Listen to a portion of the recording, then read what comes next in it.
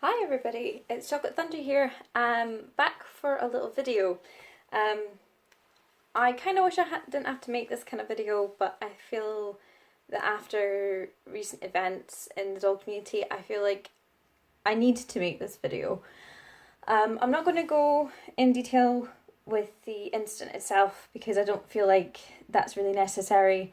And if you have seen me on any of the other forums, you probably already know about it by now anyway. So yeah, I'm going to just leave it at that. But what I thought I'd do is I would give you guys some advice and take something positive out of what's happened and give you some hints and tips about being a part of a split.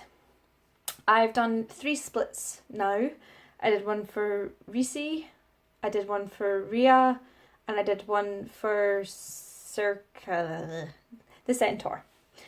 I have only been involved in 2 splits, one of which went bad. The other one is still pending, but I'm not willing to just give up on splits just because of one bad experience. So from the point of view of a buyer, going into the split, one of the first things I would say to you is check your information about the person. Whether it's feedback on eBay, feedback on Den of Angels, Facebook's really good. Just check out the person you're going to be involved in the split, because then you know all of the information and you know that this person is a legitimate person and that they are not just going to take your money and run for it.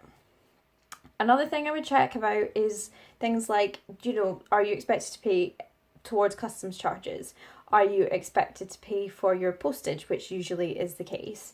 Do you have to pay for your PayPal fees?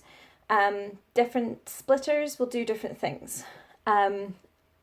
And it's really important to actually know about that before you enter into the split. Another thing is, don't be flaky. This is, from both points of view, because there are people who probably want to be part of the split as well for maybe the same items as you.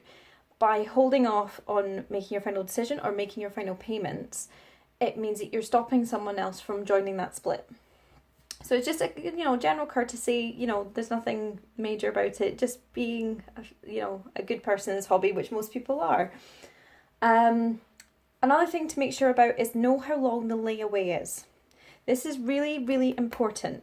If the person has said it's going to be a 3-month layaway, a 6-month layaway, make sure you know, and make sure you know when they're going to be making the payments. It's really important, especially when it comes to long-term layaways. In the situation I was in, the person had actually went for a 9-month layaway. I hadn't been notified that was how long it was going to be. It doesn't matter, but basically make sure that you keep track of that, because in my situation, I'm not able to get things back through PayPal because they only have 6 months to actually get your money back. I'm having to go through my credit card company to actually get the money back. And it's still pending as to whether that's actually going to happen or not. So make sure you use a credit card, use PayPal. It's just to keep you safe. From the point of, and another thing, when the person starts making payments, make sure you receive an invoice of the payment. So whether it's that they set up something, that you're in a group chat or something, and they send you over a copy of the PayPal invoice or whatever it is they're doing with, say, Denver Doll or something, that you know what's going on. And if they are going to be late, they're going to tell you that they're going to be late. So that's from the point of view of a buyer. Another thing is, don't harass the person, they're waiting for the doll as well. But most people don't. Most people are really good. From the point of the flip side, being the host of the split, communication.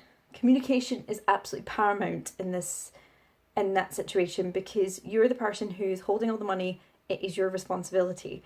You need to make sure that you keep the people informed. Open up a thing on Facebook, whether it's messages or whatever. Keep them informed with things like the receipts, with any problems that you're having with maybe shipping out things. Do unboxing videos, because that then shows the people that their stuff is there. If there's any issues, they're going to see that it arrived to you like that. Just really simple, basic things like that. And make sure you're as crystal clear with your pricing, like PayPal fees or anything like that, in the split description as is humanly possible, because it means that you avoid people, stepping back from it because they don't know all the information. In general, mostly splits are actually very successful.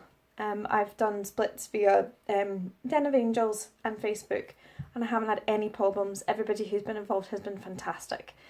But just keep an eye on it, because that's where I kind of fell into the pit trap this time, and that's why I felt like I should share this information with you guys. Because I don't want anyone else to fall into the same mistakes or things that I should have really checked up on as I did.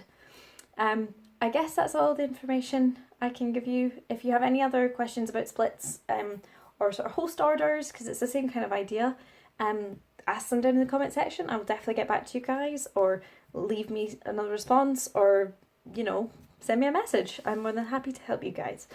Anyway, I will speak to you really soon, guys. Take care of yourselves, and I will chat to you really soon. See you later.